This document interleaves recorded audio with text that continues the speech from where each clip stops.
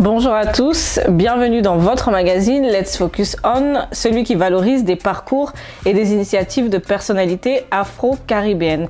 Notre invité du jour est originaire du Cameroun, il est architecte de carrière, c'est comme cela qu'il se définit. Son leitmotiv, accompagner les individus dans le développement de leur carrière. Sans plus tarder, Let's Focus On André Hoth, c'est parti.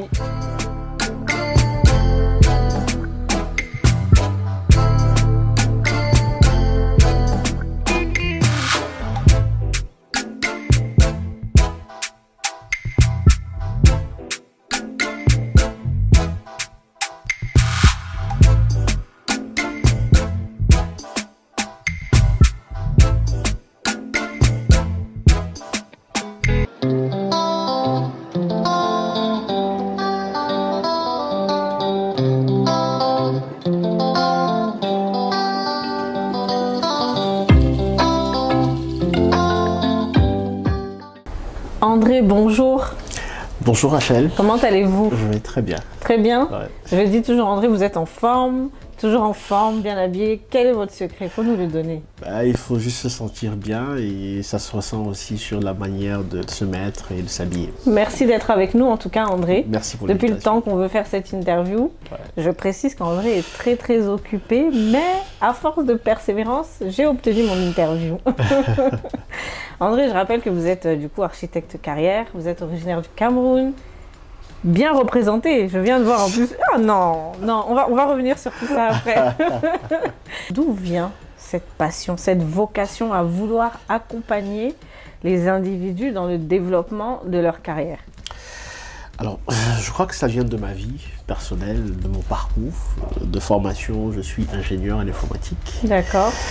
Et j'avais compris que je n'allais pas passer ma vie à parler aux machines. J'aimais beaucoup le contact humain, j'aimais beaucoup échanger avec les gens. C'est comme ça que je me suis orienté vers tout ce qui a trait à l'humain, à l'orientation et aux carrières. Et c'est un chemin que j'ai embrassé aujourd'hui depuis pratiquement 2013. Et je suis très épanoui là-dedans, je me sens utile, parce que je crois qu'au fond, à la fin d'une journée, Oui. ce qui est réellement important, c'est de savoir connaître l'impact qu'on peut avoir dans la vie des gens. Et aujourd'hui, on en a pas mal accompagné et les voir réussir, rentabiliser leur projet d'études, c'est quelque chose qui me donne une fierté énorme et je suis content de contribuer à ma manière à améliorer la vie des gens autour de moi. Aujourd'hui, on vous voit effectivement très présent dans les salons de recrutement, très présent auprès de la jeunesse. Sur les réseaux sociaux, vous êtes très actifs, vous apportez beaucoup de conseils à la jeunesse. Est-ce que vous intervenez principalement donc auprès de la jeunesse, des jeunes professionnels, jeunes étudiants en fin de cycle, ou alors est-ce que vous accompagnez également des personnes, on va dire, en reconversion peut-être professionnelle, des profils un peu plus matures? Alors, effectivement, merci pour la question. On a 3 cibles. On a la cible entre, je veux dire, pré-bac. Donc là, on les prépare à maturer leur projet professionnel, le projet de carrière, le projet de vie, en passant par l'orientation post-bac classique. Oui. On a la cible qui a déjà démarré un cursus universitaire. Là, la problématique qui commence à se poser, elle est celle du premier emploi. Ils ont besoin plus d'accompagnement, à savoir comment intégrer le marché de l'emploi, quels sont les outils qui peuvent leur permettre de communiquer avec le marché de l'emploi, le CV de motivation, ou bien ceux qui veulent se lancer dans l'entrepreneuriat, comment est-ce qu'on structure un business model sur le business model Canva, comment les préparer à des pitchs. Donc là, on a cette cible-là et on développe des ateliers dans cet ordre-là. Et la dernière cible, justement, c'est ceux qui travaillent déjà et qui ont une autre problématique qui est celle de la mobilité professionnelle. Peut-être parce qu'ils stagnent dans leur entreprise, ils n'arrivent pas à avoir une visibilité. On leur permet de pouvoir identifier sur la base de leur fonction métier, du secteur d'activité, quels sont les horizons qui se profilent autour d'eux. Parce que voilà, c'est pas évident de se lever le matin, d'aller au travail, rentrer. À un moment, la routine s'installe. Oui. C'est toujours bien d'avoir un gars externe qui vient vous dire voilà, il y a ça, il y a ça, il y a tel salon, il y a X, il y a Y. On les accompagne en faisant quoi? Un bilan de compétences pour essayer de voir qu'est-ce qu'ils ont pu capitaliser. Ça bloque où? Est-ce qu'il faut aller renforcer une compétence? Est-ce qu'il faut une spécialisation? on les accompagne dans ce sens. Donc c'est vraiment les trois cibles. On ne marginalise pas une cible plus qu'une autre. Et après, effectivement, après ce bilan de compétences, il arrive qu'on se rende compte qu'il y en a qui ne sont pas dans leur voie et qui ont besoin de reconversion. Et voilà, il y a toute une démarche, une approche pour les accompagner. Le but ici n'est pas de dire saute, mais vraiment de préparer voilà, tout ce qu'il faut avant de faire le grand saut. Vous êtes plus du coup sur des accompagnements de profils basés au sein de la diaspora ou alors sur le continent?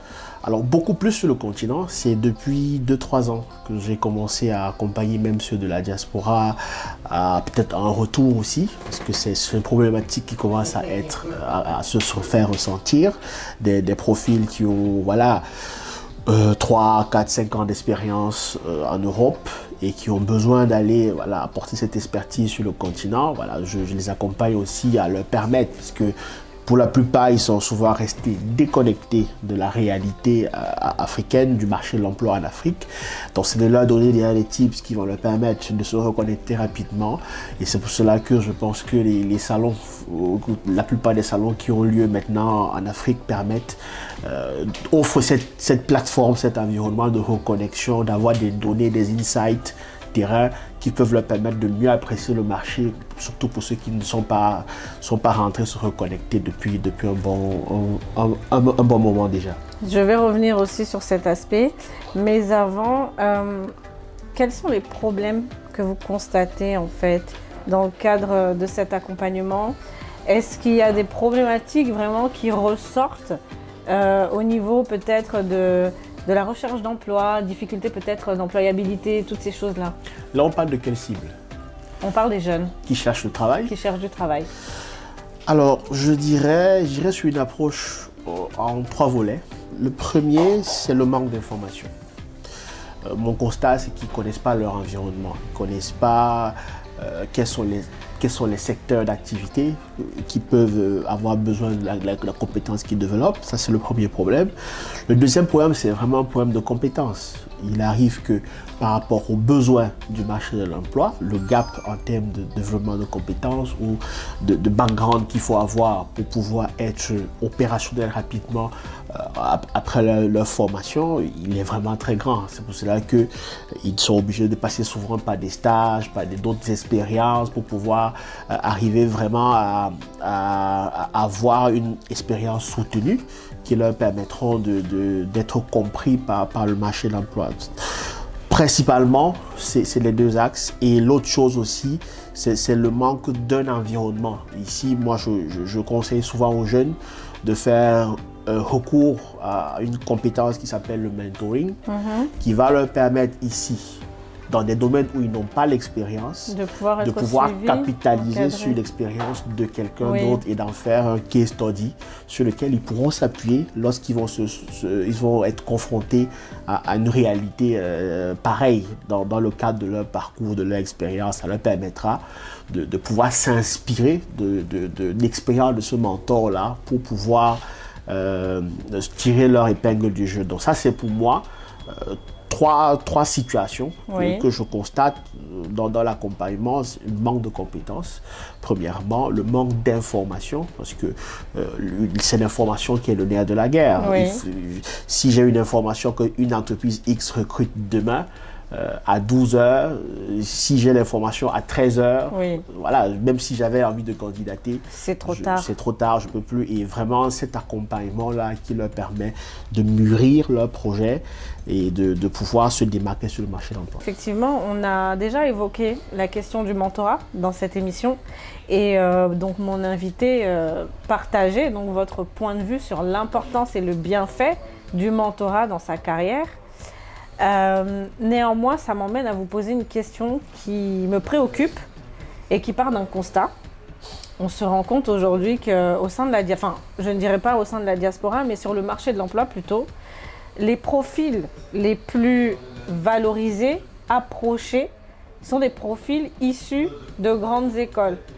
Dans ce contexte-là, quelle est l'importance, la valeur du mentorat? Et c'est ma première question et je rebondirai sur une question après. Alors, c'est une problématique qui revient, hein, c'est-à-dire, et je pense que c'est très c'est très mis en place ou développé par aussi des entreprises qui vont privilégier les profils issus d'une école X ou d'une école Y.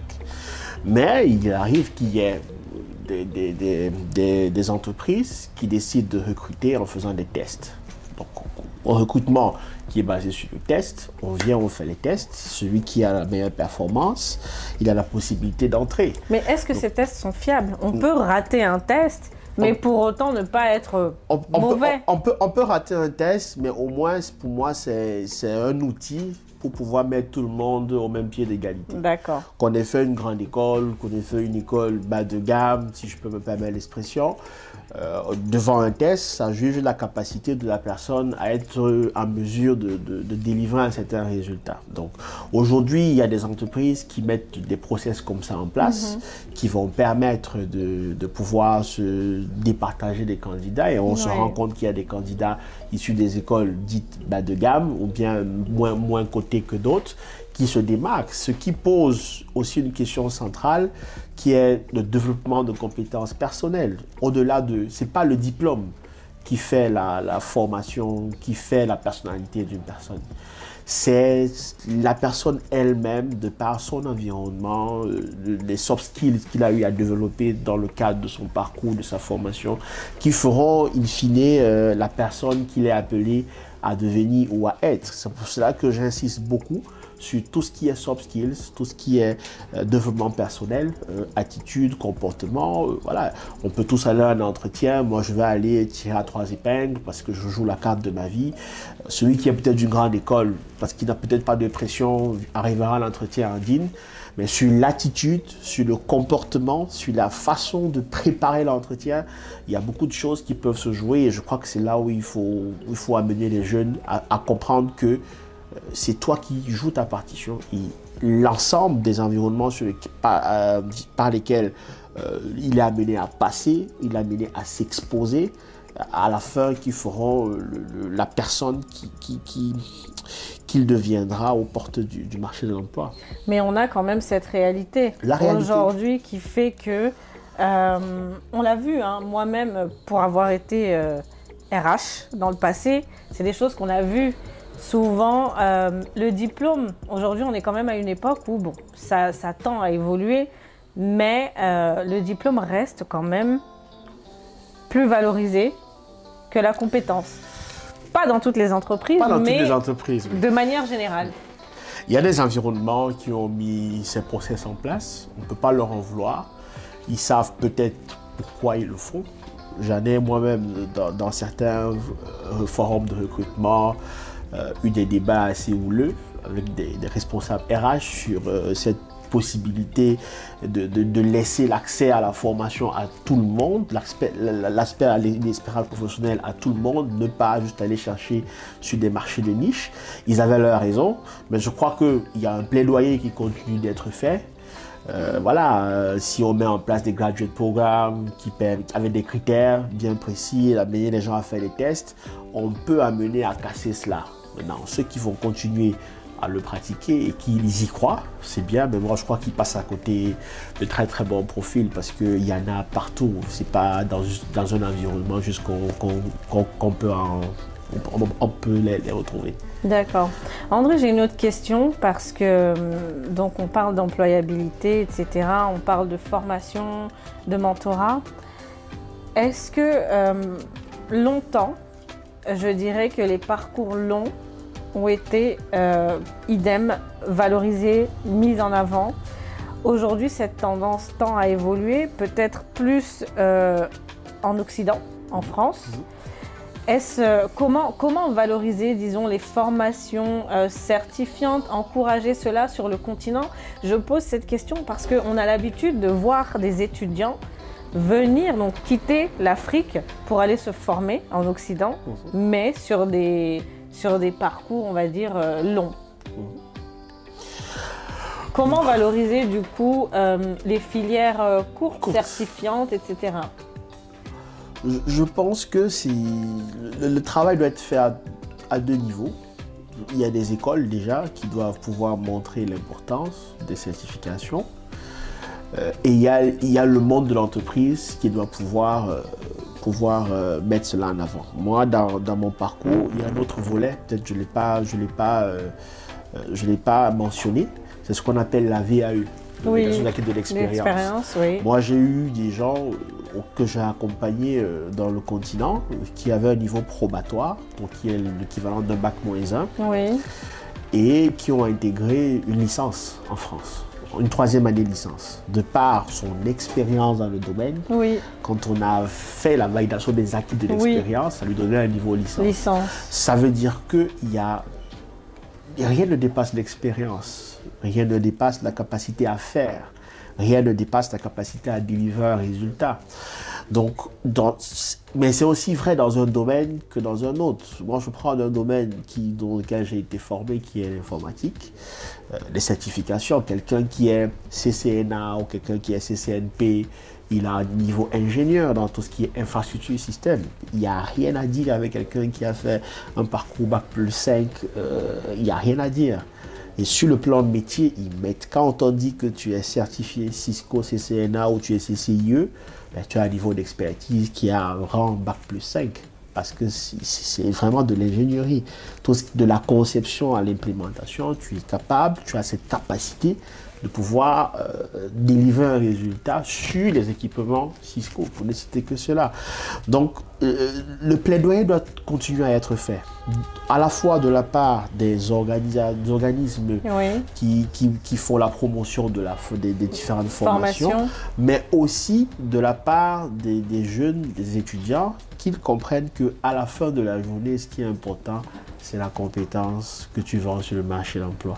Et elle ne s'acquiert pas seulement à l'école, sur des formations longues, elle peut aussi s'acquérir sur le plan, sur des certifications et autres. Aujourd'hui même, on va plus loin. Il y a ce qu'on appelle des MOOC qui permettent aujourd'hui aux jeunes, parallèlement à leur formation diplômante, les formations en ligne, d'être capables de se recycler sur des sujets qui n'étaient peut-être pas accessibles dans le passé. Et ça, aujourd'hui, je dis merci à cette démocratisation du savoir qui fait que on n'a plus d'excuses aujourd'hui. L'information, elle est disponible. Vraiment, c'est celui qui ne veut pas se former qui va rater la vitesse de croisière vers laquelle on est en train d'aller. Parce que voilà, les problématiques du monde ne vont pas attendre. Si tu as envie de les résoudre, il faut aller chercher la compétence dont tu as besoin et qui répondent à la problématique du marché de l'emploi que tu souhaites résoudre. André, mobilité vers le continent africain, un sujet d'actualité.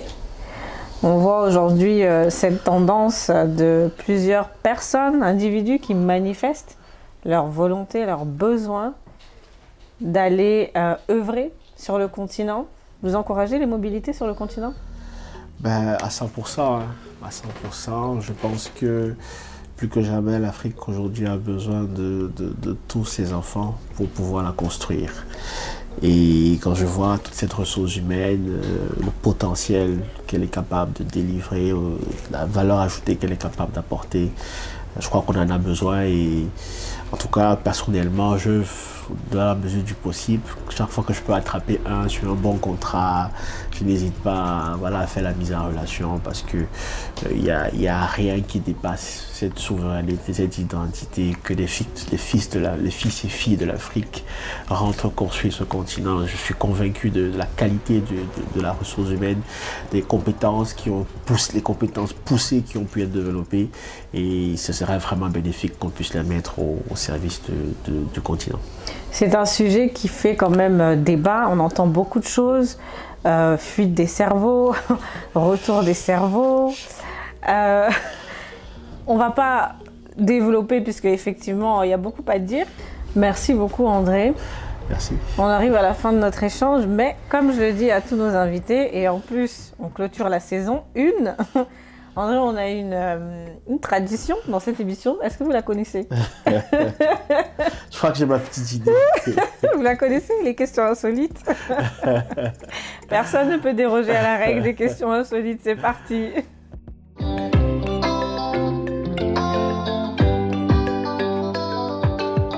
Alors, André, quels sont vos hobbies?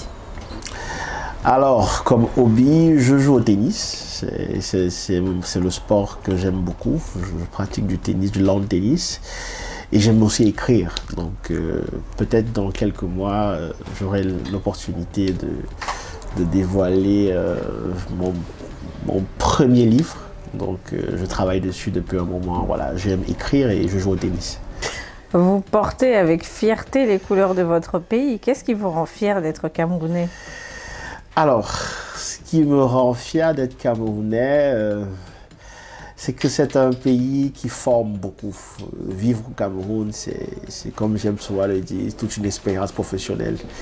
Et ce que j'ai ressenti, c'est que quand on sort de là, on est vraiment préparé. La formation, la vie, la dureté de la vie fait que quand on y ressort, on est préparé à affronter tous les challenges et toutes les difficultés de la vie. Et je crois que c'est un bon mindset dont on a besoin pour pouvoir s'adapter, parce que à la fin, on est tous des citoyens du monde et on est chez nous partout sur Terre. André, quelle est votre plus grosse bêtise? Alors, je n'appellerais plus ça bêtise maintenant, mais je crois que c'était de laisser l'informatique pour vivre ma passion. Si je peux appeler ça bêtise maintenant, mais vraiment, c'était pas évident avant. Nous, on veut les bêtises. C'est pas la réponse qu'on veut. On cherche les bêtises. C'est vrai. Je cherche. Qu'on cache. Je cherche. Bah, si ça vient, peut-être On passe la question. On passe la question. André, quelle est la rencontre de vos rêves?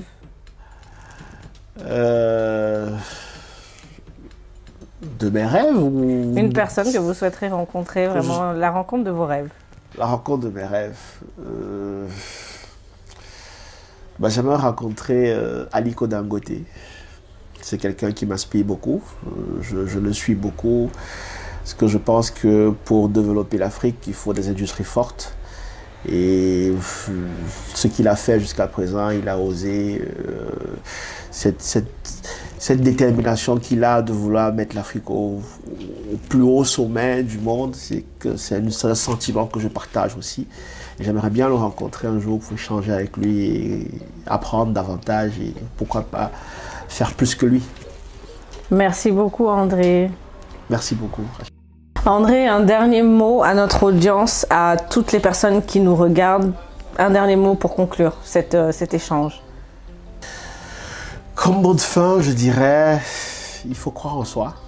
Je pense que croire en soi, c'est la seule arme qui nous amène à accomplir tout ce qu'on veut faire dans la vie.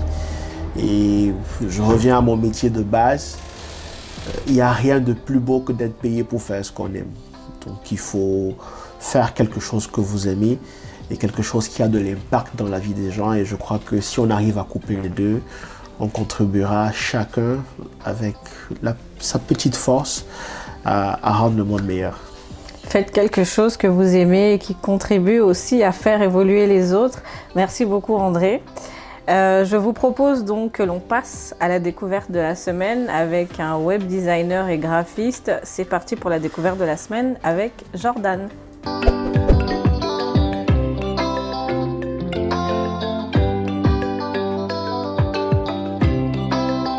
Alors, moi je suis Jordan, j'ai 23 ans et je poursuis des études en ingénierie informatique et en ce moment j'ai fait mon stage de fin d'études au Luxembourg en tant que consultant transformation digitale.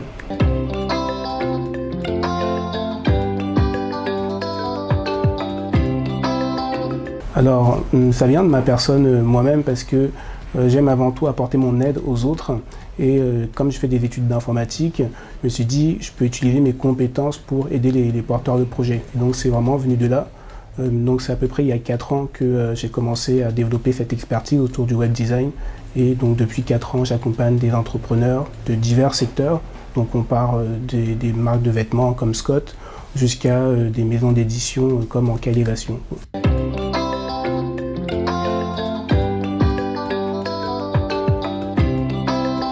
Alors, au niveau de mes activités, j'accompagne les clients dans la création de leur site internet. Donc, je comprends avec eux quel est leur projet, détermine quel est le besoin et qu'est-ce qu'il y a lieu de mettre en place sur le site internet. J'ai aussi des prestations graphiques, donc là qui vont consister à mettre en place le logo, les flyers ou encore les cartes de visite.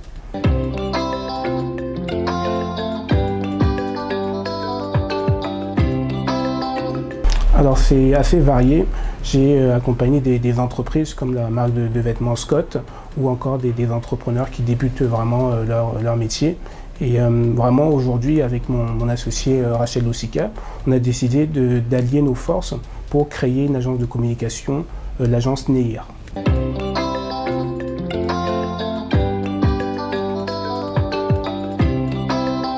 Alors moi, ce qui m'a motivée à rejoindre Jordan, ou en tout cas à faire en sorte qu'on puisse travailler ensemble, c'était vraiment son éthique de travail, sa rigueur, son sérieux, sa diligence, parce qu'on avait travaillé ensemble par le passé pour la création de mon propre site internet et j'avais vraiment aimé sa manière de fonctionner et par la suite on avait gardé contact et je voyais les différents projets sur lesquels il travaillait et vraiment l'excellence avec laquelle il faisait les choses et c'est vraiment ça qui m'a motivée à le rejoindre dans cette aventure.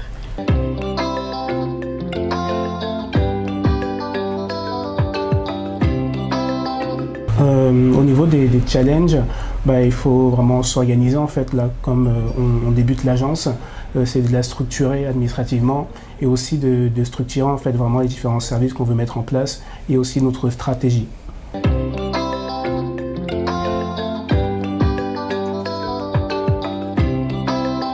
Alors en termes de services, on propose de l'accompagnement sur la stratégie de marketing, stratégie de communication ou encore personal branding. Et nous avons aussi une partie plus technique où on va proposer de créer le site internet et tous les différents supports de communication tels que le logo, flyer ou encore carte de visite. Et en plus de ça, nous avons aussi un club de formation qui s'appelle le Club Neir où on met à disposition de nos membres toutes les formations que nous créons et qui permet aussi aux membres d'être dans une communauté de personnes qui sont vraiment déterminées à réussir et donc ça permet d'accélérer leur réussite.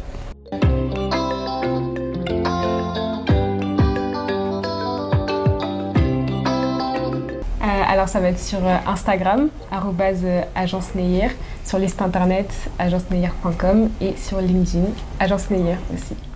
Merci à vous qui nous suivez.